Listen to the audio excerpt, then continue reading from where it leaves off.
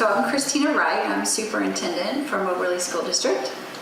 So you just started in January, correct, when taking over this position? Well, I took over actually in June. Okay. There was not a seated superintendent at the time, so I was able to start a little bit early. Usually it's a July 1 contract start, but it's been a wonderful start getting to know everybody. So how are your first impressions of the district?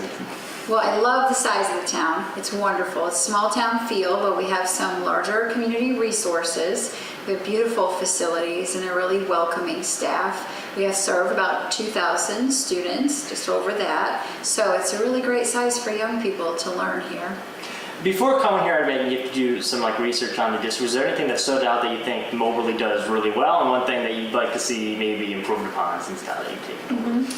Well, I think Moberly is really organized in terms of our continuous school improvement planning and involving stakeholders in that process. So we have a vision for the next 5 years about where the district wants to go.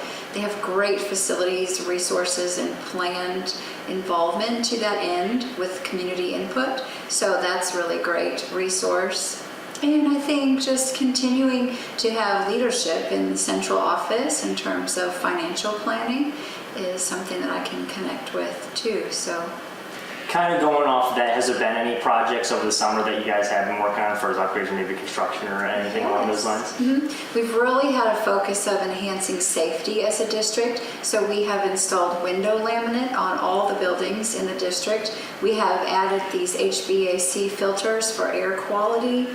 We installed several new security cameras across the district. We have just finished our Early Childhood Learning Center expansion, and we have an alternative school building being built right now that will be finished in approximately December. So really all things safety and security, we're taking a hard look at how to keep our students and staff safe.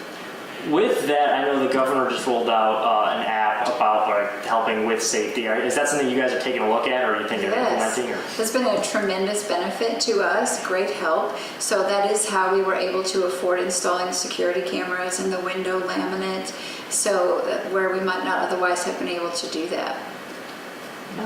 So across the state, or the mid portion of the state, there is a kind of a trend of the math testing scores being down. Have you seen what Moberly's look like, and is that concerning you, or do you think there's room for improvement there? Right? We are taking a hard look at all of our students' academic achievement results, and there is a large push in terms of literacy and numeracy, so both reading and math improvement. Of course, we were tracking that before the pandemic, but it's really been ramped up post-pandemic, how to recover from some of that learning loss. So we have needs to recover, and we have plans to do that, but we need to implement, and it takes all hands on deck to make that happen. Some of that looks like before and after school tutoring. Some of that looks like extending into the summertime for summer school, and just the way that we teach inside of the classroom. Do they currently have a summer school program at all here? Or Yes, they do.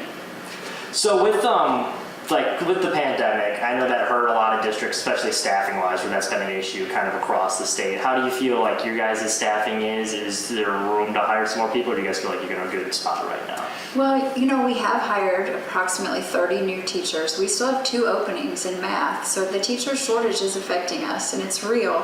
So we are looking at our Grow Your Own program and how we retain folks in this community, so they'll stay as professionals if they graduate high school or graduate college locally and they're willing to settle down in a beautiful community.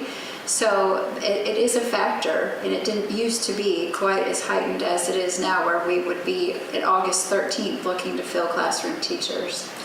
If those aren't filled, what's the strategy, I guess, to overcome some of those shortages and make sure everyone's still getting the quality Moberly education? Right. We look at a variety of strategies, really. We look at virtual learning as one possibility. We look at restructuring our staff placement if necessary. So if we have someone with appropriate certification, we can move into math content.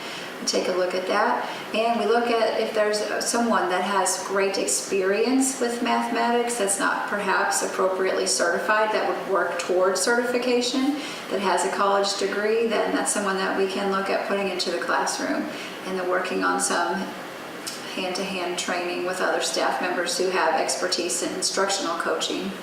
And then finally, with the school year right around the corner, for parents that are sending their kids to Moberly School District, why should they be excited about the upcoming school year? Well, we are really pushing the refresh button and starting a whole new vision for this district and infusing joy wherever we can. So really focusing on building relationships with our students and our families and enhancing a caring environment so that we can press the gas pedal on high expectations. So putting all of that together in a small town, I think, is the perfect blend. It's exactly what I would be looking for my children, and am and have brought a child here. So I know that we'll have a really welcoming and academically enriching environment for all of our students. Thank you so much for your time. Thank you. Those are great questions.